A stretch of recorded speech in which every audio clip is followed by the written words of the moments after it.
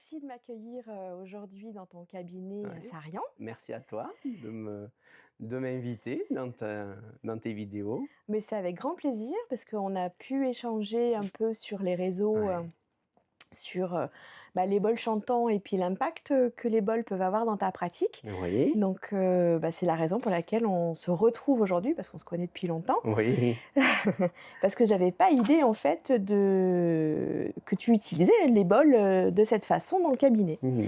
Donc, peut-être on va commencer par le début. Est-ce que tu veux bien te présenter et nous dire, où nous sommes? Alors, on est à Sarian, je m'appelle Laurent Favier et je suis praticien en hypnose ericksonienne et sophrologue et puis plein de choses. J'utilise plein d'outils dans l'accompagnement Oui. et j'ai une spécialisation dans la, prise en charge d'un symptôme qu'on appelle l'acouphène.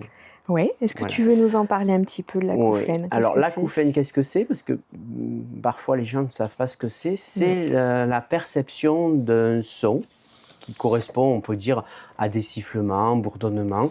Donc on entend, pour l'expliquer, je prends l'exemple des personnes quand on va en concert ou en boîte de nuit et qu'on sort et qu'on entend toujours un petit Mmh. sifflement Mmh. Mmh. et Qui normalement perdure, 24 heures après, ce oui. sifflement passe. Dans le cas d'un acouphène, c'est un sifflement qui peut ressembler à ça, voilà, ou un bourdonnement. En tout cas, c'est un bruit qu'on perçoit dans l'oreille, Mmh. ou plutôt au niveau du cerveau, et c'est un bruit qui ne passe jamais. Voilà. D'accord. Donc, il faut imaginer quand on a fait une fête, un mariage, et cetera, qu'on a été dans le bruit ou qu'on a été écouter un concert, vous imaginez ce petit son qu'on peut Mmh mh. Mmh. avoir et vous l'imaginez comme s'il ne passait jamais, et ça D'accord. s'appelle un Un acouphène. acouphène. Et qu'est-ce Voilà. qui fait que tu t'es spécialisée dans la gestion des Alors, qu'est-ce acouphènes? qui fait?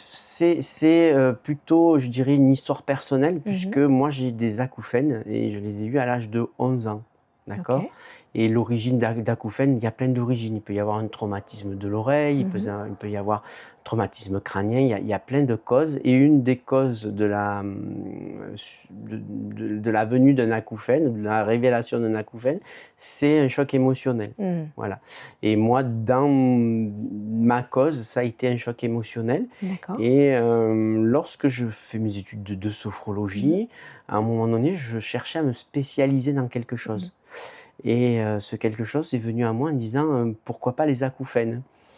Et j'ai cherché ce qui se faisait, Mmh. s'il se faisait quelque chose, au niveau de la sophrologie dans cette problématique, et je suis tombé sur des formations de spécialisation. Donc j'ai fait les formations, et cetera, et puis après, je me suis mis à Mmh. pratiquer, je me suis mis à me mettre en relation avec des ORL, des audioprothésistes, et je me suis rendu compte qu'il y avait beaucoup de choses à faire pour ces personnes qui sont un peu, je dirais, dans le désert médical par Mmh. rapport à ça, puisqu'il y a aujourd'hui aucun traitement qui peut aider dans cette problématique, sauf si c'est vraiment un acouphène avec un dysfonctionnement de l'oreille. D'accord, oui, parce qu'on a un peu l'impression qu'il faut se résigner. Une fois qu'on a un acouphène, il faut faire avec, Ouais. c'est ça? Et c'est surtout le faire avec qui Mmh. qui passe pas chez les gens, Bah, oui. en fait, Bah, parce oui. qu'il y a pas d'autre solution Oui. aujourd'hui, pour être plus clair dans l'acouphène, la définition aujourd'hui scientifique qu'on a donnée à Mmh. ce problème, c'est la perception d'un son sans stimulus de l'oreille externe. D'accord. D'accord? Voilà, notre oreille, si tu veux, elle capte les sons, et ce sens, le sens de l'oreille, le sens de l'ouïe, comme tous nos sens, est directement lié à une partie du cerveau qu'on appelle le système limbique, Mmh. qui est la gestion des émotions, d'accord? Donc c'est comme ça que, par des sons, on peut dire: «Ça, c'est agréable, ça, c'est Mmh. pas agréable», parce que ça active ce système limbique. Donc notre oreille capte les sons. Pour faire très rapidement et très schématiquement, pour que les gens comprennent, le cerveau interprète, et nous, on a la capacité de dire à notre cerveau: «Ce que tu entends, Mmh. c'est par exemple le bruit de la circulation pendant que tous les 2 on parle», Mmh. et le fait de se dire à notre cerveau: «Bah, en fait, c'est rien, c'est juste ça là-bas qui est, dans la rue», bah, le cerveau, il te laisse tranquille. Le son est toujours là. Ça, il y a un stimulus de l'oreille Mmh. externe, OK? Dans le cadre d'un acouphène, on n'a pas ce stimulus. D'accord? C'est l'interprétation Mmh. d'un son sans origine extérieure, et le cerveau a besoin, pour l'éliminer, décharger le Mmh. système limbique, si tu veux, d'arrêter la vigilance, dire qu'est-ce que c'est pas normal, bah, il cherche une réponse à laquelle on n'en a pas. Et oui, Donc on boucle. Ok, voilà, d'accord. c'est pour ça que je me suis spécialisé et je prends en charge, après diagnostic d'un ORL, Mmh. de ce symptôme, parce que ça reste un symptôme et pas une maladie. D'accord. Et oui, il faut Voilà. que et en connaissant la cause, parce que tu parlais du choc émotionnel, est-ce que Alors, si c'est travaillé, est-ce que du coup l'acouphène peut, moi, mon travail, c'est là où on peut venir au bol eh chantant oui, après, ouais. je vais expliquer Mmh. pourquoi, pas systématiquement, mais ça peut être intéressant. Le but d'une thérapie dans l'accompagnement en acouphène, c'est de replacer l'oreille dans un contexte sonore normal. Mmh. Autrement dit, c'est dire aux gens: «OK, vous avez ce son, mais ça devient un trouble obsessionnel puisque vous ne le voulez plus et puisque vous ne le voulez plus, vous allez chercher sans arrêt le fait de ne plus l'avoir». Et ça fonctionne pas. Mmh. Parce que quand vous voulez plus quelque chose, le cerveau va Mmh. sans arrêt voir s'il existe ou s'il n'existe pas, d'accord? Donc, mais le simple fait de dire, ben, acouphène, ça a déjà Mmh. généré, Mmh. une attention. Et bien souvent, les gens, oublient, que dans le sens oui, il y a plein d'autres choses qu'on peut capter Mmh. et on est focalisé sur l'acouphène. On est focalisé sur ça. Donc j'utilise plein de choses qui permet à la personne D'accord. de De détourner en biaiser le fait, cerveau, en fait, ouais. et leur dire: «OK». Mais le gros travail, c'est l'acceptation Eh oui. et c'est là où parfois les gens, tant qu'on n'est pas dans l'acceptation, c'est pour Parce ça qu'ils que sont dans la toutes les pratiques, résistance du ouais, coup, ouais. oui. C'est pour ça que toutes les pratiques, on va dire méditatives, Mmh. relaxation, sophrologie, hypnose, tout ce qui permet d'être plus dans l'instant présent et pas aller futuriser Mmh. quelque chose, qu'on ne sait pas. Toutes ces pratiques-là déchargent le système limbique du cerveau Mmh. et si tu veux, c'est des moments de repos et après on peut repartir. On n'a que ça comme solution aujourd'hui. Eh oui. Alors je me souviens d'une personne qui était venue à un atelier de méditation où j'avais pas mené de bol ce jour-là Oui, et qui m'avait dit qu'elle avait, très mal vécu cette séance parce qu'en fait, il y avait beaucoup de silence et les silences, l'avaient beaucoup dérangée, OK. et l'avaient fait souffrir de ses acouphènes alors que les autres fois où j'accompagnais soit avec de la musique, soit avec les bols, ça Mmh, remplissait l'espace de son et du mmh. coup, elle arrivait mieux à méditer dans ce cadre-là. D'accord. Ce qui veut dire qu'en fait, elle médite mieux avec un support, Oui, il fallait un fond du oui, sonore. c'est ça, il lui fallait du bruit autour Mmh. d'elle pour, ne plus entendre en fait son acouphène. OK. Parce que tu peux avoir l'effet inverse. Et oui. Dans l'acouphène, tu peux utiliser un bol, par exemple, qui va être dans la fréquence de l'acouphène et Mmh. augmenter Et oui, l'acouphène. C'est vraiment quelque chose de très subjectif oui. mais aussi très passionnant parce qu'on peut montrer aux gens qu'il y a plein de moments où l'acouphène est perçu mais non gênant. Alors ça m'intéresse vraiment beaucoup parce que, dans la formation que je propose, Mmh.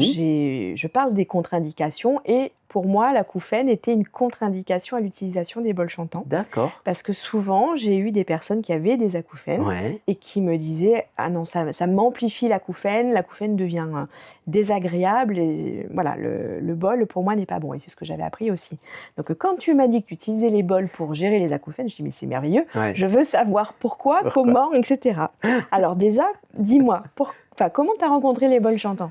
Alors, comment j'ai rencontré les bons chantants? Mais c'est une bonne question. Dans mes souvenirs, on s'est rencontrés, alors déjà, je pense que la première approche, c'était à un moment donné de ma vie où j'étais en pleine formation à Mmh. sophrologie. Un moment de ma vie où j'étais plutôt, dans un burn-out et que je cherchais plein de choses qui pouvaient m'aider à gérer ce burn-out et il me semble que j'avais trouvé une vidéo de toi qui parlait des bols, qui parlait et d'entendre ces alors moi je suis quelqu'un de très sonore. Mmh.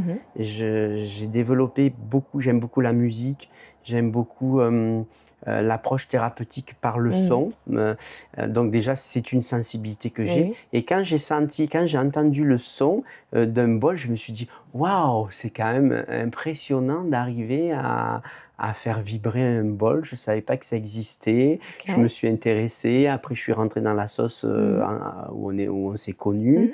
Mmh. J'ai testé, j'ai vu, j'ai même pris, j'étais venu faire une séance chez toi Oui. avec les bols Oui. Et de fil en aiguille, voilà. Après, j'ai découvert aussi ce support méditatif pour moi lors d'une conférence avec le lama qu'on avait fait Avec Lama ensemble. Samten. Ouais. Et petit à petit, de fil en aiguille, voilà, je me suis acheté un petit bol. Et puis un jour, je voulais un bol plus grave parce que c'est ce que je disais, le plus petit est plus aigu et je suis plus sensible aux sons graves. C'est-à-dire que les sons graves, pour moi, sont beaucoup plus agréables qu'un son aigu, vu que mes acouphènes sont plutôt des sons aigus. D'accord? Donc j'ai cherché un bol et on en discutait tout à l'heure, j'ai trouvé un bol qui est pour moi une force extraordinaire, plutôt dans les graves. Et c'est surprenant parce que tout à l'heure tu m'as dit il vaut un gros bol. Oui. Et... Alors pas en termes financiers du tout, mais au niveau vibratoire et au niveau sonore. Et je suis assez d'accord avec. C'est-à-dire que si j'avais pu m'acheter un gros bol, mais financièrement je pouvais pas, je l'achetais. Et celui-là, quand je l'ai touché, je me suis dit waouh, c'est vraiment quelque chose de. Il est petit par la taille, mais grand par. Tu veux nous le faire écouter juste un instant, Alors c'est celui-là, et puis... il a dit, mais moi aussi je veux qu'on l'écoute. Le petit a dit, ben pourquoi pas moi. Allez.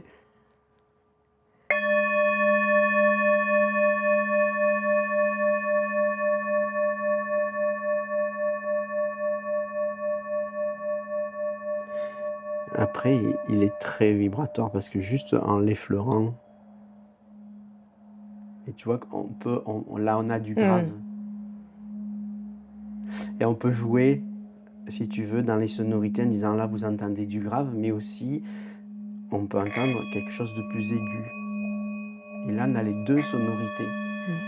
Tu vois, et quand on amène la personne à dire concentrez-vous sur ça et uniquement ça, donc là je vais utiliser de l'hypnose en plus, la personne capte son attention vers ce son-là et je leur dis toujours maintenant je vais me taire et vous allez l'écouter le plus longtemps possible et quand vous l'entendez plus vous me le dites. Et c'est là où c'est miraculeux parce qu'à un moment donné on dit aux gens et vos acouphènes faisaient quoi pendant ce temps-là? Et les gens parfois me disent je sais pas. Je sais pas, oui. Et quand on dit je sais pas, c'est qu'il y a une part de doute. Et s'il y a une part de doute, il y a une partie donc qui comprend qu'on peut arriver à faire ça. Et là, on l'entend toujours, on l'entend plus, mais moi je l'entends toujours. Oui, et puis tu sens dans ta main, j'imagine encore la vibration. Et c'est vraiment un bol qui. J'ai tendance à dire aux gens, si vous voulez vous acheter un bol, en fait, il faut l'essayer, il faut vraiment que ce soit une union. J'ai du mal à le prêter, par exemple. Si les gens me disent, je peux le faire sonner, c'est le mien. Je veux bien que vous essayiez, mais voilà.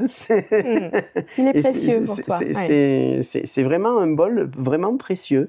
Et c'est là où je me dis, il y a quand même quelque chose qui... Puis il y a quelqu'un qui l'a fait, il a une histoire. Et c'est formidable. Et moi, je raconte des fois des histoires aux gens. Et quand je leur raconte l'histoire, par exemple, d'un bol, en disant, mais imaginez que c'est quelqu'un qui l'a fait, qui a mis son cœur, qui... Plusieurs personnes même, en général. Ouais, bon, après, je sais pas trop... personnes. Je sais pas l'histoire, tu vois, j'ai encore beaucoup à apprendre. Mais je me dis, ça a été fait par la main de l'homme, alors qu'il y a des bols qui sont moulés. Je te parlais de mon voyage en Thaïlande. J'en ai acheté un en Thaïlande et quand je suis arrivé à la maison, je me suis fait avoir par les marchands. Je le montre pas à Isabelle. Je le montre pas. Ouais, il a là, mais tu vois, je l'ai même pas rapporté ici et pourtant je pourrais dire bon, ça peut, voilà, mais j'imagine qu'il est très beau si tu l'as choisi, c'est qu'il te plaisait. Ouais, mais j'aurais aimé aller dans un endroit vraiment où il y a une vibration vraiment humaine. Pas une vibration, voilà. Donc je ne l'ai pas eu au cabinet. Mais c'est comme ça que j'ai connu les bols et c'est comme ça aussi que dans ma pratique, je dirais au cabinet, j'utilise relativement souvent les bols parce que moi j'ai un canal, si tu veux, on a tous des canaux pour entrer dans des états d'hypnose. Le mien est plutôt auditif que visuel et quand je capte que la personne est plutôt auditive et dans les acouphènes, les gens sont plutôt canal audition. Et ils en oublient les autres canaux. Tu vois, on peut travailler avec un bol sur les acouphènes en disant, imaginez le son. Et visualiser le son dans la vibration et jusqu'où ça peut. Et là, tu ouvres un autre canal. Et quand les gens captent un autre canal, ben, en fait, ils en oublient les acouphènes. D'accord. Et le but de la thérapie, c'est juste Ah ça. oui. Et comment ils réagissent quand tu sors le bol? Parce que est-ce qu'ils s'y attendent?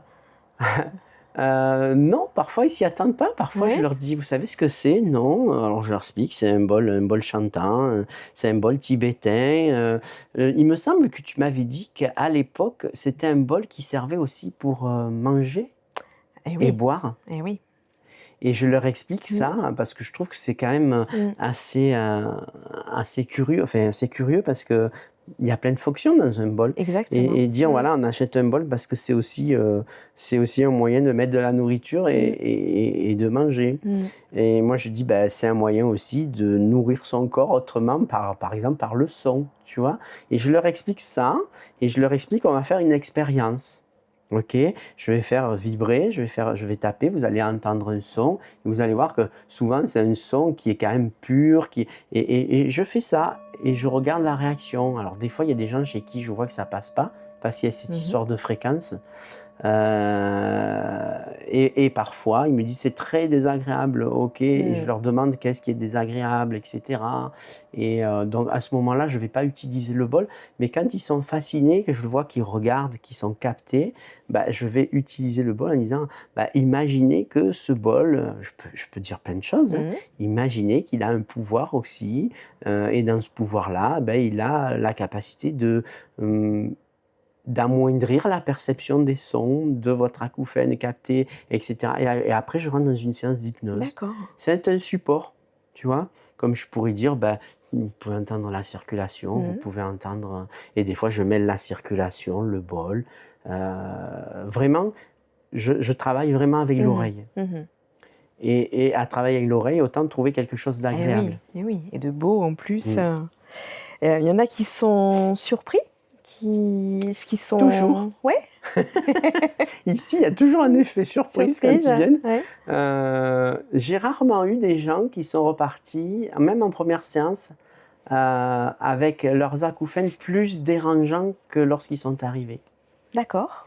Et il y en a qui sont surpris de voir à quel point un objet comme Mmh. ça peut être c'est comme un instrument de musique, tu Mmh. vois? Et c'est méconnu dans notre société. Oui. Dire, beh, imaginez, il y a des gens qui font des thérapies sonores avec plein de bols et ils créent une mélodie avec plein de bols et je dis: «Bah, c'est comme un instrument de musique sauf que là, vous avez qu'une note». Et parfois, je joue avec les 2. Oui. Tu vois? J'ai les 2, j'en fais sonner un, je fais sonner l'autre, je leur dis: «Bah, lequel?»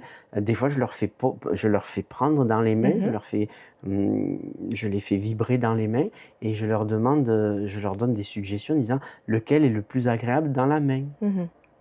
Et lequel est plus lourd?» Et parfois, les gens me disent: «Bah, c'est le plus petit qui est plus lourd». OK et je leur dis: «Bah et votre acouphène, c'est à quel endroit, à droite ou à gauche qu'il est le plus dérangeant?»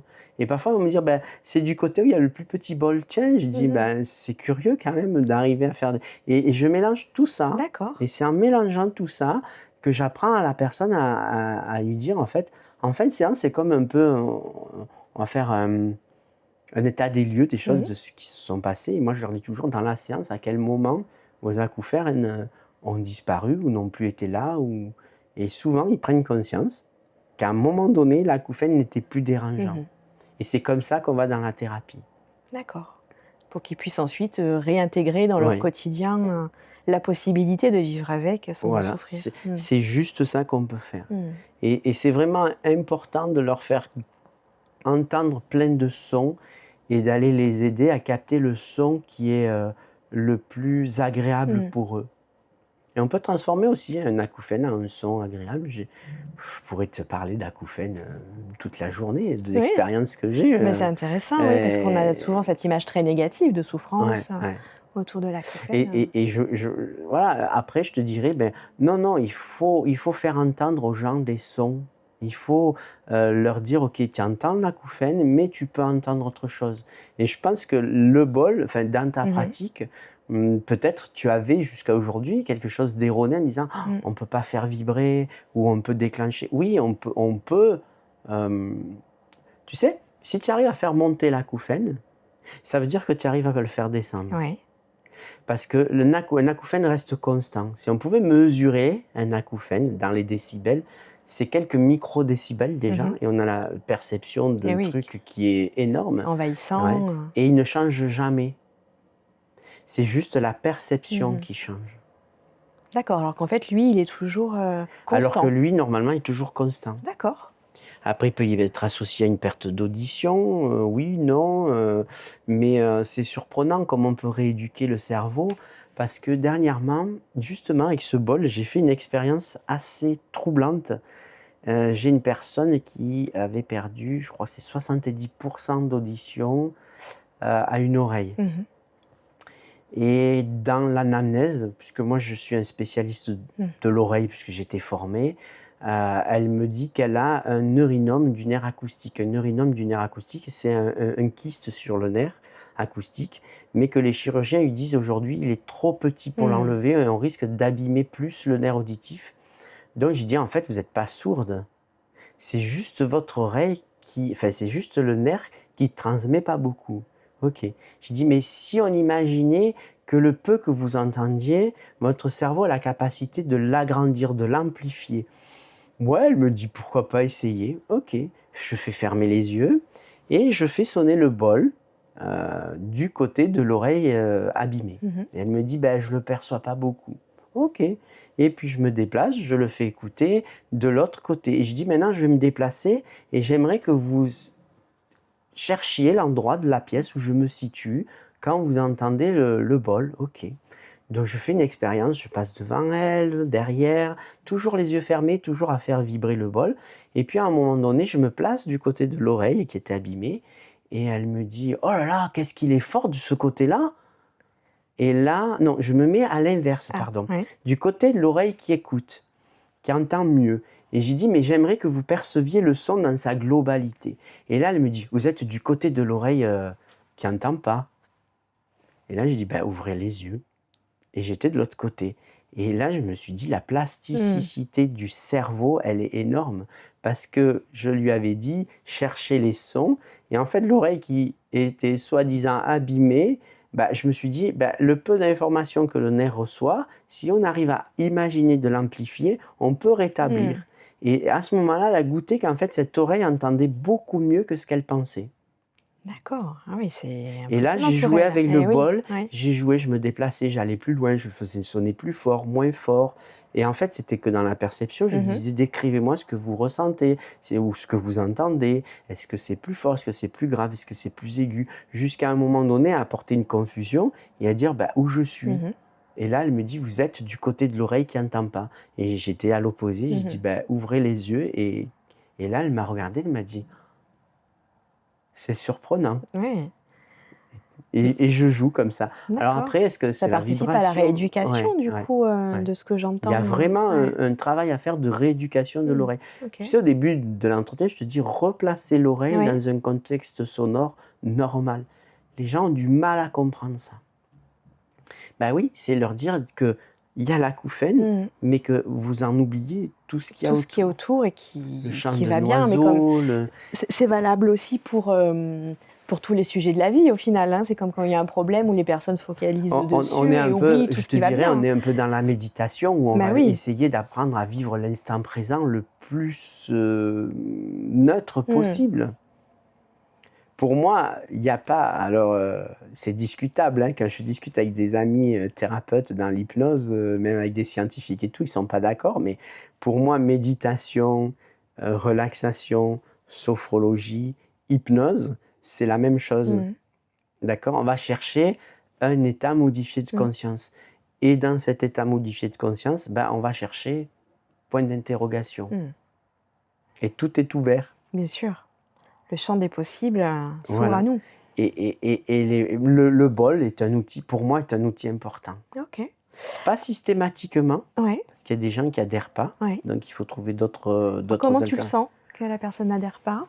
Alors, ce sont des gens souvent qui sont très, très dans le contrôle. Donc au questionnement, ok, dans la non-acceptation des choses, Ouais.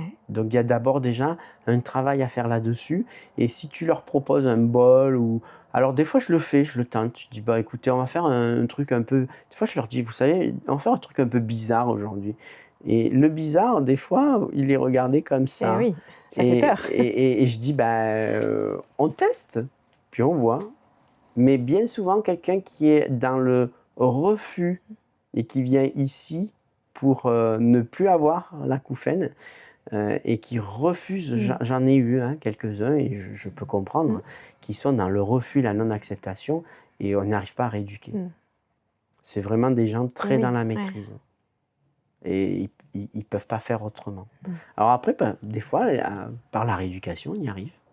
Je leur propose aussi une application qui s'appelle Petit Bambou, tu dois connaître. Oui. Et je leur dis, c'est des petites méditations, c'est très facile, c'est à la portée de tous, ça dure pas longtemps. Et parfois, je leur propose des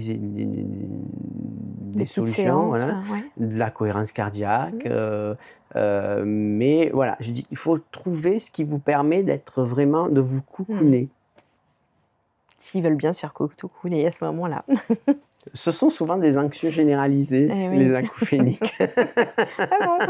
Et oui, ce sont souvent des gens très anxieux. Et à la fin, à force de surcharger le système limbique d'anxiété, ben, le corps réagit par l'acouphène quand c'est émotionnel. Après, si c'est des traumatismes vraiment abîmer l'oreille interne, etc., par plein de choses, là, c'est différent. Mais souvent, il y a cet aspect quand même anxiété. Donc, gérer l'anxiété du mieux possible. Eh oui.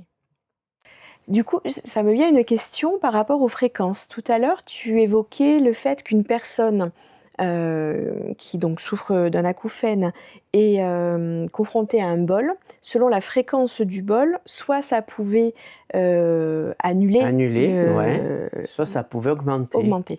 Donc ma question c'est, est-ce que tu penses que ce serait intéressant d'avoir plusieurs bols avec des fréquences différentes pour pouvoir proposer en fait une séance plus adaptée?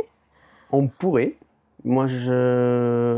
Parce que si tu veux, dans la thérapie sonore, on va déterminer cette fréquence.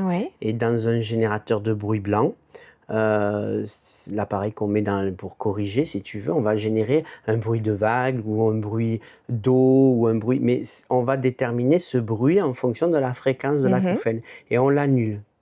Dans un audiogramme, il y a cette fameuse chute, c'est-à-dire quand on prend un audiogramme, il est normal, la courbe, on va faire ça. Quand on a un acouphène, souvent dans les aigus, il y a ce qu'on appelle une chute, donc ça fait une encoche. Et cette encoche nous détermine la fréquence de l'acouphène. Si on est juste un peu devant ou juste un peu derrière, on va augmenter l'acouphène. L'acouphène, enfin, le son va être désagréable. Et la personne va te dire, c'est pas agréable. Donc il faut vraiment déterminer. Donc toi, ça, tu peux le mesurer quand tu as l'audiogramme de la personne. Ça, je peux le mesurer quand l'audiogramme, ou c'est plutôt l'audioprothésiste qui va faire. Mais l'idée, oui, ça serait d'avoir des bols avec, par exemple, un ré sur différentes tonalités et trouver la tonalité qui est le plus agréable à l'écoute possible, surtout celle qui va neutraliser.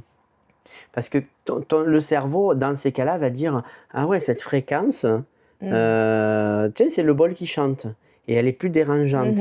Et du coup, l'acouphène n'est plus perçu, puisqu'il n'est plus dérangeant. Et il n'est plus l'interprétation du son au niveau du cerveau, elle est plus comme un danger, elle est plus comme quelque chose d'anormal ou de grave, on va dire. Donc, elle est annulée.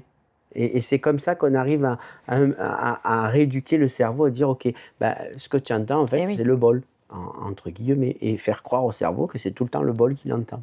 D'accord. Mais oui, c'est une question, c'est une bonne question parce que moi je ne me serais pas posé cette question-là parce que je ne savais pas qu'il y avait plusieurs fréquences. Et oui, en fait, comme on mesure la note, on mesure aussi la fréquence du bol. Donc chaque bol a sa propre fréquence, effectivement en fonction de sa forme et surtout sa taille, la fréquence va être différente. Donc pour ça, je me suis dit peut-être que ce serait intéressant d'avoir un panel de bols pour pouvoir... Plutôt dans les graves. Plutôt dans les graves. Ouais. Parce que souvent, l'acouphène correspond à des aigus. D'accord. Donc, il faut trouver c'est compliqué ce que je te dis. Il faut trouver un aigu grave, quoi. Il faut trouver quelque chose qui neutralise ou alors quelque chose qui attire l'attention agréable du bol. Donc, en gros, il faut tester. Ouais. L'idée, c'est de La tester. meilleure des choses, c'est de tester et de dire Ouais. à la personne on teste. Hmm. Ok. Mais pour moi, on n'aggrave jamais le symptôme. On peut toujours D'accord. l'accompagner. On peut l'accompagner. Ouais. Tout à l'heure, tu me disais, moi j'avais peur dans l'expérience de la personne. Oui, oui. Je déconseillais un Ouais. peu le bol et moi je te dirais non, non, non, vas-y. Et oui, oui. Ah, mais c'est pour ça que je vais corriger ce que je dis Moi, en je te dirais, formation. vas-y, parce Complètement. que Je vais plutôt plus on va parler. travailler l'oreille, Eh oui. plus on va faire découvrir aux gens toutes les possibilités, tous les champs du possible qu'on a avec cette oreille-là, Mhm. même si elle entend quelque chose qui est désagréable. Le but, c'est de dire, OK, mais tout ce qui est agréable autour, vous l'entendez, vous l'écoutez, vous vous en rendez Mhm. compte? Tu vois, parfois, j'ouvre la fenêtre et je dis, ben, on va aller chercher les sons les plus loin que vous Mhm. entendez. Et je fais l'exercice et puis je dis, ah, l'oiseau, vous l'avez entendu? Ben non. Ben pourtant, il y a eu un oiseau. Mhm. Ou le chien qui aboie. Ou je vais dire à la personne, trouvez-moi le son le plus loin. Mhm. Allez-y, dites-moi. Et puis la personne, je leur dis, maintenant, vous revenez là. Qu'on fait à vos acouphènes pendant cet exercice? Et c'est bluffant parce que les gens vont dire, je sais pas, ou j'y ai pas pensé, Mhm. ou ils étaient là, ok, mais ils étaient dérangeants. Non, mais ils étaient là. Oui, mais ils n'étaient pas dérangeants. Non, ils n'étaient pas dérangeants. Donc vous pouvez le faire. Mhm. Et tu vois, tu peux jouer avec, Eh oui. tu peux jouer avec plusieurs bols. Tu peux. Ouais. Il faut Oui, trouver. oui, il faut rester vigilant en fait Mmh. pour Mmh. voilà, ne pas déranger la personne, mais voilà, je pense que les personnes sont en capacité de dire c'est OK Ouais. ou là ça me Ouais. convient pas. Donc non, c'est vraiment passionnant et je vais corriger des choses ou en tout cas en parler autrement. Ben voilà. Je trouve que c'est vraiment C'est un sujet intéressant. qui est qui est très très intéressant et qui revient souvent. C'est Ouais. vraiment des questions parce que finalement il y a plein de personnes qui sont confrontées. Il y a 15% de la population. 15%. Ouais. Après, il y a des gens, je dirais, on n'a pas beaucoup, dans les 15%, beaucoup le gèrent seuls. Ouais. Donc ça devient quelque chose qu'ils ont, Hmm. mais pas dérangeant. Et le reste, quand même, il y a quand même des gens qui sont très handicapés par leurs acouphènes, au point de plus travailler, au point de plus se nourrir, Eh oui. qui tombent dans des dépressions. Moi, j'ai un questionnement justement pour déterminer cette gêne. Mais très souvent, on peut aussi mesurer la perception et la gêne. On peut avoir quelqu'un qui perçoit un acouphène. Oui. Moi, par exemple, mes acouphènes, je les perçois sur une échelle de 0 à 10. Il y a des moments où je les perçois à 10. Mhm. Par contre, ils ne me gênent jamais au-delà de 2. D'accord. Ouais. C'est ça c'est sur Eh ce oui. paramètre-là Oui, qu'il faut oui, qu'on joue. oui. C'est vous les percevez, ok, mais il ne faut pas qu'ils soient gênants. Ok. Dans le silence, vous les percevez, mais il ne faut pas qu'ils soient gênants. D'accord? C'est ça qu'il faut rééduquer. Ouais. Eh ben dis Ok, donc, voilà. voilà. Pour conclure, Ouais. est-ce que tu peux nous dire en quelques mots comment les bols chantants font aussi partie peut-être de ta vie plus perso? Ouais, ben écoute, je dirais que je m'en sers pour nettoyer le cabinet. Ouais. Ok, donc des fois je les fais sonner. Je m'en sers aussi très souvent entre 2 séances quand j'ai besoin de me ressourcer, de me réaligner, Mhm. de faire une pause. Donc voilà, je dirais qu'il n'y a pas une journée où j'en fais pas sonner un, vibrer un. Ok. Parfois je vais même dans la salle d'attente, le faire Un peu sonner, plus vibrer loin, un peu voilà, plus pour loin. être sûr. Voilà, c'est vraiment un outil, pour moi, c'est vraiment quelque chose d'important, et c'est au-delà d'une vibration. Voilà, c'est vraiment un support, d'aide pour se sentir aligné, bien, nettoyé, heu, voilà. Prendre un temps pour soi entre deux. Et puis bon, Ouais. comme j'aimerais bien en avoir un autre. Ah! Un troisième, puis un quatrième, peut-être un jour j'en aurai 2 Eh ben partout. oui, il va falloir faire de la place sur les étagères. Mais parce que chacun un peu a sa particularité, tu C'est vois? ça, Pourquoi ouais. celui-là aujourd'hui j'ai envie de faire plus sonner que l'autre? C'est lui Je qui me pose pas la t'appelle, question en oui, vous fait. avez une belle relation déjà tous les Oui, 2. ouais, il faut pas qu'on me les touche. Et voilà, il va falloir le préparer s'il y en a un nouveau qui arrive, qui se sente pas exclu. On va leur dire: «Vous allez avoir quelqu'un d'autre. Voilà, prépare-les bien. Soyez gentils». Bon, Super, bah, merci Laurent pour ton accueil donc dans ton cabinet où tu reçois à Sarian, donc dans le ouais. Vaucluse. Et puis, je pense qu'on aura l'occasion de reparler des acouphènes parce Voilà. que, à mon avis, il va y avoir plein de questions Voilà, qui vont s'il y a des arriver. questions, je suis là pour y répondre et Super. avec plaisir et merci à toi d'avoir pensé à moi pour, ce Mais petit moment de partage. avec grand plaisir. À Au revoir, bientôt, Laurent. bonne journée.